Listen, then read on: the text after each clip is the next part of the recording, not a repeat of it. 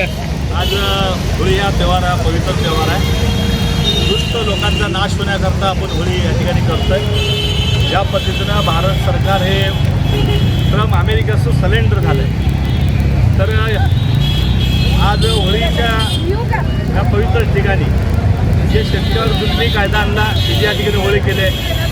जे टेक्स्टाईलवर आपल्या सोलापूर असेल देशातील टेक्स्टाईलवर जे निर्बंध लावलं त्याच्या विरोधात देखील या ठिकाणी होळी आम्ही या सरकारची करतोय.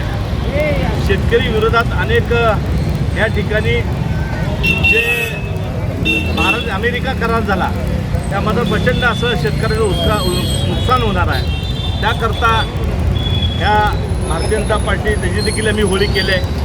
युवकांना बेरोजगार त्याने अनेक वेळा सांगितलं की युवकांच्या हाताला काम देतो. आज युवक बेरोजगार आहे, त्याची देखील आम्ही होळी केली आहे.